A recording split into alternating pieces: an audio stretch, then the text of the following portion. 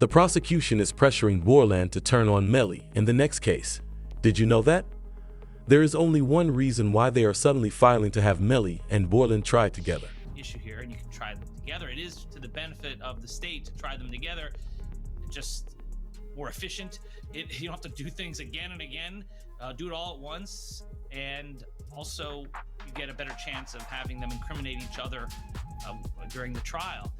It benefits the defense to sever it. That way they can point the finger at each other and get away with it. So this is what's going on. But I don't think it should be automatically severed because the state is seeking a penalty for Melly, because it's only the penalty phase of the trial that would be different, not the guilt phase. The guilt phase is the same. They're both capital crimes. You're seeking the penalty on one, not the other, but that goes into the second part of the trial, the penalty phase, only if Melly is found guilty. Naturally, if Ben realizes he didn't commit the full crime against Zach Chaser and Juvie, he won't be able to sit there and contemplate time behind bars.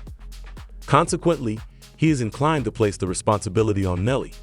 This also makes perfect sense, considering that Melly's lawyers tried to blame Bortlen for the crime during the first trial. Those were his lies.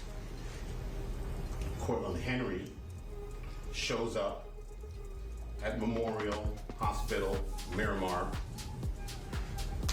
You don't see him sitting there, but where you will see him sitting is in the driver's seat of a car, two bodies, a car riddled with bullets.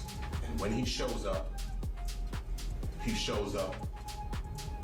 with a change of clothing, change of shirt, powder residue on his hands, evidencing that he had discharged a firearm. And he lies. He lies about where the incident occurred. He lies about how it occurred. And he lies about not having a phone. I think it was Miss Bradley herself who said, everybody has a phone in his pocket, not Cortland Henry. According to him, Bortlen has consistently lied to the federal government. In the first trial, he was the one who was captured with Juvie and Zach Chaser after they passed a forensic scientist, and he was also the one who had powder residue on his hands. It was even declared by the forensic scientist in the initial trial that Bortlen had powder on his hands that was typical of someone who had fired a gun. So the right hand of Cortland Henry contained two component particles, and the left hand contained one particle characteristic of powder residue and one two-component particle. And can you explain to us what that means? Basically, overall, there was powder residue present on the hands. Thankfully, Melly's trial ended in a mistrial and was widely reported, but this still irritated Bortlen. Following the news of Melly's mistrial, Bortlen posts a mysterious tweet, the handshake emoji in the tweet that says, "Mind games don't work on people like me," might mean that he's accepting a settlement with the state, but Melly's current problems aren't over yet. It was revealed that her mother made a fan account while he was on trial. In an interview, Melly's mother even spoke about her earnings and objectives. Why did you decide to break the internet the other day? You're saying that you're YNW Melly's mom and you're about to hit fans. Why not? You make money while you sleep, and I turned 40 this year. Why not do something crazy? Did you start it yet though? What? My only? Yeah. How much you made the first day? I just need to know the first day. The first day was pretty epic. It was pretty epic. Give me a ballpark figure. Like 40-ish, 50. One day? Day one. It made the internet go crazy.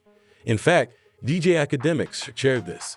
So YNW Melly's mom has announced that she's going to be starting her own.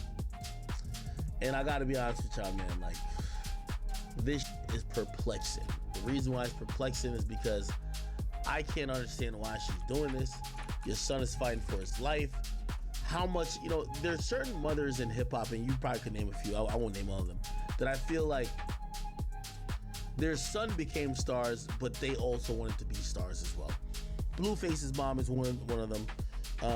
The situation between Melly's mom and Melly, I always thought was interesting, but I never thought she'd be doing this. If you're wondering if she's doing this for money, this can't be a money play. Like, no way, no how.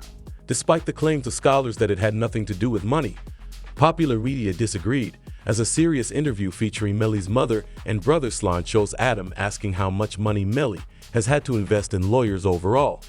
His brother Slime called Nelly out for her foolish spending, while Melly's mother Jimmy just sat back and laughed. I would assume But it's still, that he spent a lot of money on lawyers. Like an amount that would probably... That kid spent a lot of money on a lot of things that shouldn't have been spent on. Really? Like what else? And cars, jewelry. And he's not even out to wear the jewelry. I'm like, why are you buying jewelry and you're not here to wear the jewelry? No, definitely lawyers are probably the best thing you can spend That's money what on. bro. But Yeah. he's good with lawyers, bro. Like, money ain't an issue for lawyers. Like, he's fine, but it's just like, it was a lot of stuff that should have went to lawyers that he didn't spend on lawyers. And I'm like, bro. And now it's like, he don't even want to chain no more. If you get into Melly's mother's mind though, you'll see that she's been through a lot and likely wanted to make a fan account to relax after Melly had to keep checking in on her.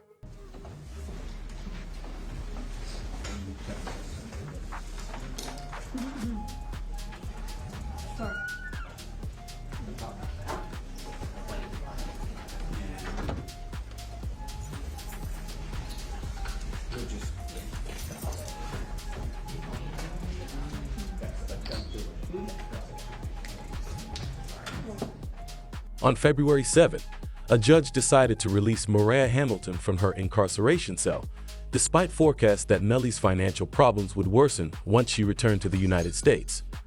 This was the first time Melly and Maria saw their ex-girlfriend, the sheriff's office, since he surrendered to them in February 2019. On this specific day, Melly was seen sitting in the courtroom.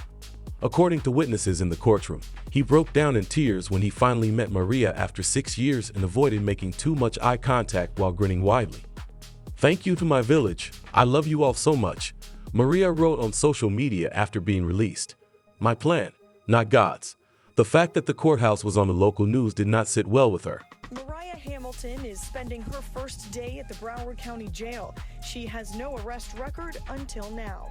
U.S. Border Patrol agents arrested her at Miami International Airport Monday after she arrived on an international flight. Court records show Hamilton was ordered to testify in Demon's first trial in 2023. When Maria realizes how horrible conditions are in jail, and that the FEDS already knows she is aware of what transpired the night Chaser and Juvie were slain, she declines to go back.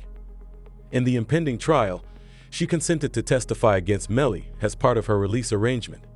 The federal authorities have already examined her iCloud account, revealing Melly was charged with witness tampering when they saw her acting suspiciously and convinced her not to testify during the first trial. The witness tampering accusations could still result in Melly spending the rest of his life behind bars, even if he is found not guilty of sack chasing and juvie. Filing 6 new charges against Demons and 2 others who were allegedly involved. The charges include tampering with a witness, directing the activities of a criminal, solicitation or conspiracy to commit tampering, and unlawful use of a two-way communication device. Now, a couple of those charges actually carry a life in prison sentence if there's a conviction. Although it's a different case, it raises questions about how Maria knew anything about the crime, which drives up the expense of legal representation. She apparently chatted with Melly just prior to the incident, which is crucial to comprehending what happened. However, when Ju's father looked into Maria, he found that Melly had used code words to tamper with her witness. There was this kind of crazy way that Melly was communicating. He wasn't allowed to use the phone, but he was passing notes to people, and then this person's calling this person, and then that person. Saying like to me, they going through extreme measures, trying to cover up or convince people not to testify, like Mariah mom. They was using code words like Rihanna and A$AP Rocky's baby mom. Due to his witness tampering, the jail has been blocking Melly from communicating. Therefore, he has been unable to use the jail phones for his mail for several months. In an interview, Jamie King expressed his displeasure, saying that he feels it is unjust that he cannot contact anyone. My son has not been convicted of anything, and even other inmates that have been convicted or anything, they have the right to use a telephone. They have a right to just to be allowed to write letters to their loved ones, to receive their mail. They hold his mail, they don't give it to him. Melly's mother went on to discuss how devastated and helpless she feels for her son because he isn't even receiving human-like treatment in jail.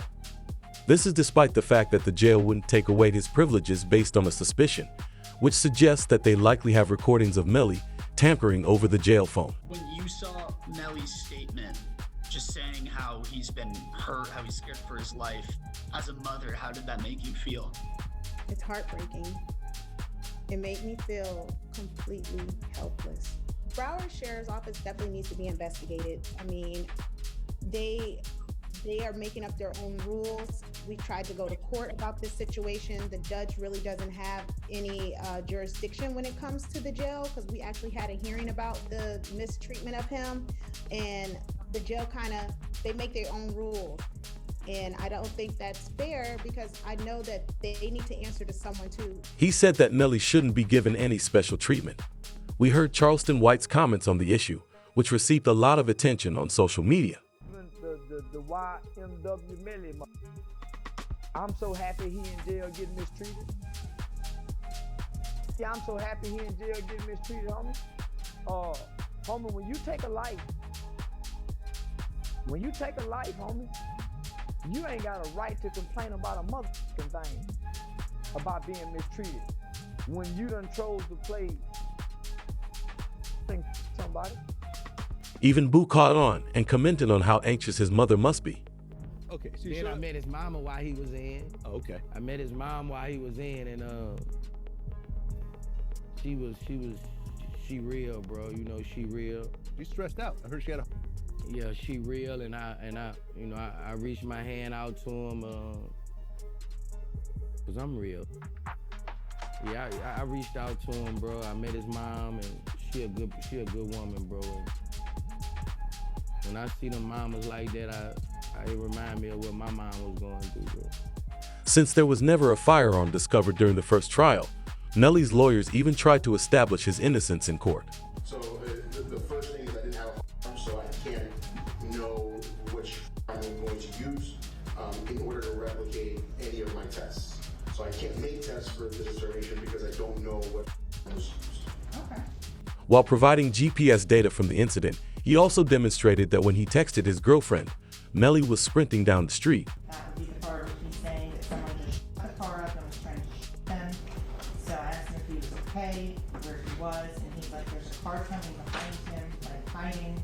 He was like, there's some, yeah, there's some. I think they're still out here or something. So I'm like, are you okay? He's like, I'm okay. I said, well, where are Sack and Juvie? And he said, I don't know if they're in the car. I think they're... This, however, would not be sufficient to release Melly from prison. Over a year has passed since the ritual began, and since then, Nellie Moore has been the subject of prosecutors' investigations. They found that Melly was close to King Val, which resulted in his arrest, and they created a fresh file to make sure he never got a bond. According to a former O-Block member close to King Von, Melly allegedly sought assistance from him on how to deal with a money crisis involving his friends, Sack Chaser and Juvie. Did Vaughn really tell you that Melly told him that he was two friends? He ain't come out and say, like, we got into an argument. And so, you know, if you know, when people could say something without saying it. And so he told me, like, once I posted what I posted, Vaughn was mad at me. Bro, why you put up there, bro? Walk the bam. I'm like, you sitting up here, like, you know the love we got. You do this for us, but you gonna trust that his two friends? And he said, them was trying to extort him.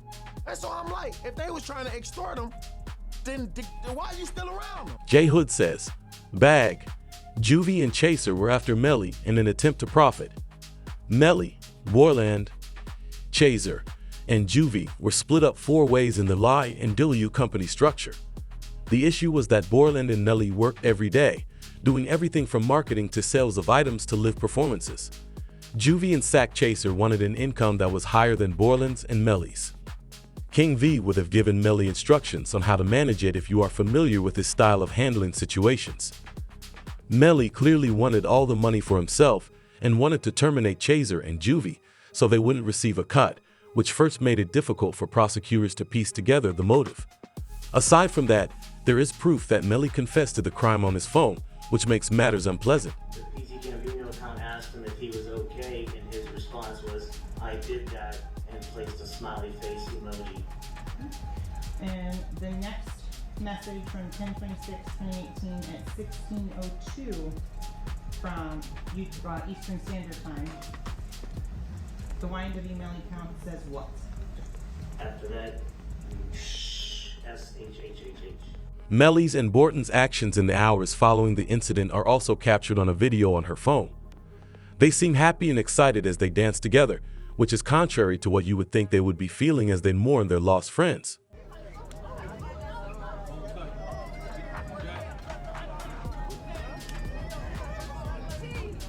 Melly still turned regardless of what happened this early morning. He's still out here being very positive. Turned still. Hey! But no, still turned. Regardless of what happened, you already know. In light of their emotional response to the incident and their disregard for Sack Chaser and Juvie on the day of their deaths, the prosecutors investigated the Jeep on the night of the crime. Based on the experts' conclusions, the perpetrator had to be inside the car, and it couldn't have been a drive-by. How many rounds were inside the car? 3.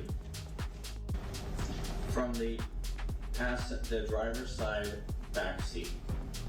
As to the shot that Christopher Thomas, where did that come from? Driver's side back seat. Oh. My determination was that this is not a drive-by, and it's based upon this picture here at a stationary position when all but one of these rounds are going in. The one round that has some movement in it, which is round site L here, the actually moving in that. Ju's mother was requested to identify the individual in the back left seat by the authorities so they could confirm that someone in the car was responsible for the crime. Can you state your name, your full legal name for the jury? Leon Phillips. Okay. And are you related to one of the victims in this case? Yes, I am. How so? I'm his mother. And who is that? Christopher Thomas. Ms. Phillips, did you see who entered into the occupants who entered into that gray Jeep? Yes. Do you recognize where your son entered that gray Jeep? Yes. Which seat, if you can identify for the jury? He got in the back seat on the right hand side. Did you recognize the individual that got into the back seat on the left side, the rear driver's side? Yes. And who was that individual? Janelle.